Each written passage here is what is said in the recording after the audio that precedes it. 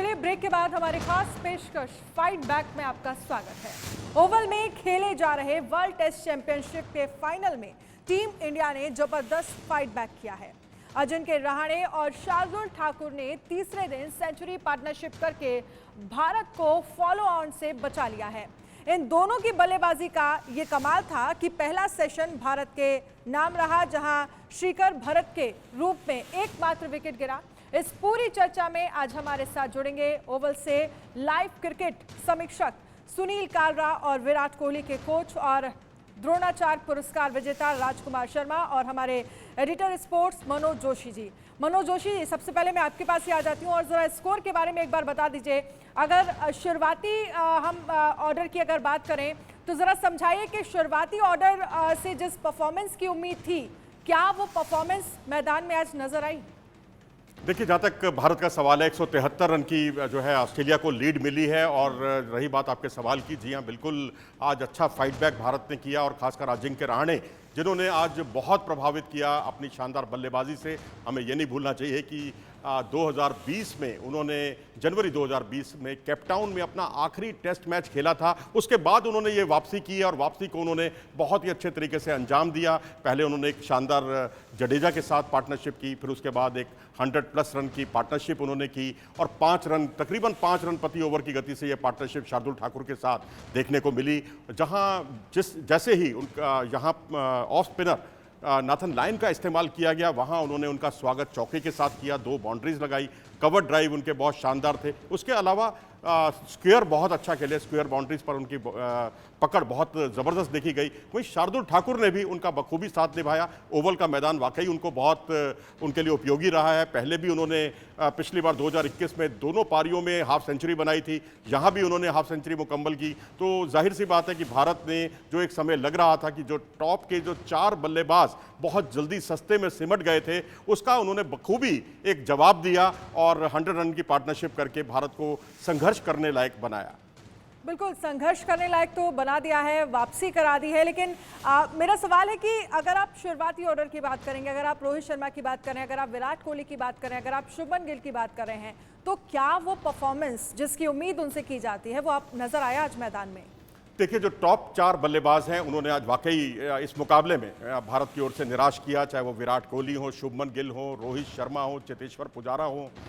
चेतेश्वर पुजारा और शुभमन गिल तो लगता है कि अपनी ऑफ स्टंप भी भूल गए थे कि कहाँ है, क्योंकि एक बुनियादी गलती की, लीव द बॉल जिसे कहते हैं, टेस्ट क्रिकेट का एक फलसफा होता है जो बहुत ज़रूरी होता है किसी के लिए भी जानना। वो जो है लगातार चौथे स्टंप की गेंद करते करते उन्होंने 5वें स्टंप पर बॉल की थी, जिस पर शुभमन गिल गच्चा खा गए और उन्होंने गेंद को छोड़ दिया और गेंद इनवर्ट मूवमेंट से अंदर की तरफ आई और उनका ऑफ स्टंप ले उड़ी। ऐसे ही चेतेश्वर पुजारा के साथ हुआ। विराट कोहली को देखें तो विराट कोहली और रविंद्र जडेजा एक उछाल लेती हुई गेंद पर, और क्रॉस सीम था विराट कोहली के लिए, लेकिन वो भी अपना बहुत जल्दी चलते बने। तो ऐसी स्थिति में दबाव भारतीय टीम पर आना बहुत लाजमी था। लेकिन उसके बाद जिस तरीके से, जिस अंदाज में, ताबड़तोड़ अंदाज में, बीच बीच में अंदाज भी दिखाया, बीच बीच में टेम्परामेंट भी दिखाया अजिंक्य रहाणे ने, वो वास्तव में काबिले तारीफ था और उन्होंने दिल जीत लिया। और एक समय लग रहा था कि भारत जो है आत्मसमर्पण करने वाला है इस मैच में, लेकिन संघर्ष करने लायक उन्होंने स्कोर तक पहुंचा दिया भारतीय टीम को। चलिए ठीक है, आपके पास आएंगे मनोज जोशी जी। विराट कोहली के कोच राजकुमार शर्मा भी हमारे साथ जुड़ गए हैं। राजकुमार सर, बहुत बहुत स्वागत है इंडिया न्यूज़ पर। पहला सवाल यही है, अगर आप टॉप के ऑर्डर की परफॉर्मेंस को देखेंगे तो आप क्या कहेंगे, क्या रिएक्शन है आपका? देखिए, थोड़ा अनफॉर्चुनेट तो था कि भारतीय टॉप ऑर्डर ने अच्छी बल्लेबाजी नहीं की। कुछ गेंदें अच्छी थी, कुछ इररेस्पॉन्सिबल शॉट खेले गए। एक विराट कोहली की जहां तक बात करें, वो बॉल अनप्लेबल बॉल उठा कहीं से और गुड लेंथ बॉल से, तो दैट वाज अनप्लेबल। वो अनफॉर्चुनेट था कि वो उसको काउंटर नहीं कर पाए। हेलो जी जी, आपकी आवाज आ रही है जी। तो लेकिन कुल मिलाकर एक अच्छा प्रदर्शन मैं नहीं कहूंगा भारतीय टॉप ऑर्डर का, लेकिन अजिंक्य रहाणे और बाद में शार्दुल ठाकुर ने बेहतर प्रदर्शन करके भारत को इस स्थिति में पहुंचाया जहां से अभी भारत इस मैच में बाकी है। ऐसा नहीं कि मैच खत्म हो गया भारत के लिए। बिल्कुल, अजिंक्य रहाणे और शार्दुल ठाकुर ने कहीं ना कहीं फाइट बैक वाली जो स्थिति है वो भारत के लिए यहाँ पर कराई है। लेकिन आज अगर टॉप ऑर्डर परफॉर्म नहीं कर रहा, कि परफॉर्म नहीं कर पाया, तो आप इसके पीछे की वजह क्या मानते हैं?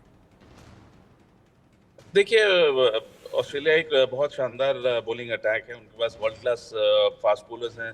तीनों फास्ट बॉलर उनके 145 प्लस गेंदबाजी करते हैं। और जहां तक विकेट की बात है, वहां पर भी थोड़ा डबल पेस हमें देखने को मिला, थोड़ा बॉल ऊपर नीचे रह रहा था। और सबसे बड़ी बात होती है, जब आप 470 चेज कर रहे हैं तो या 470 बोर्ड पर लगा हुआ है, तो एक ऑटोमेटिक एक प्रेशर आता है। और उसी उसी प्रेशर के तहत ऑस्ट्रेलिया ने काफी अटैकिंग फील्ड लगाई और अटैक किया भारतीय बल्लेबाजों पे, जो कि जाहिर था कि ऐसा होने वाला है। और अनफॉर्चुनेटली भारतीय टॉप ऑर्डर उस प्रेशर को कोप अप नहीं कर पाया। बिल्कुल ठीक है सर, आपके पास मैं आऊंगी। मनोज जोशी भी हमारे साथ हैं। मनोज जी, आप कैसे देखते हैं आप, क्योंकि टॉप ऑर्डर को लेकर तो बताया राजकुमार सर ने, लेकिन जिस ऑस्ट्रेलिया को लेकर आपको याद होगा हम 2 दिन पहले भी इस पर चर्चा कर रहे हैं और हमारी तरफ से इस पर डिस्कस भी किया गया कि ऑस्ट्रेलिया के फेवर में ओवल की पिच जो है वो नहीं दिखती है, ओवल का मैदान जो है वो नहीं नजर आया। 5 दशक में बात करें तो बहुत कम ऐसे मैचेस हैं जो ऑस्ट्रेलिया जीत पाया है, लेकिन इस बार स्थितियां कुछ अलग रही। देखिए, ड्यूक बॉल से ये मुकाबला खेला जा रहा है और ड्यूक बॉल जब थोड़ी पुरानी पड़ती है तो यहाँ पर आप स्कोर कर सकते हैं। ओवल के मैदान पर थोड़ा राइजिंग बॉल भी होती है, पिच पर उछाल होता है, जिससे जो बल्लेबाजों के लिए बहुत उपयोगी रहता है और बल्लेबाज यहाँ रन भी बनाते हैं। जिस तरह से आपने यहाँ दोनों ऑस्ट्रेलिया के बल्लेबाजों को, मध्य क्रम के बल्लेबाजों को देखा, चाहे वो ट्रेविस हेड हो, चाहे स्टीव स्मिथ हो, और वही कुछ काम हमारी ओर से जडेजा ने, अजिंक्य रहाणे ने और शार्दुल ठाकुर ने किया।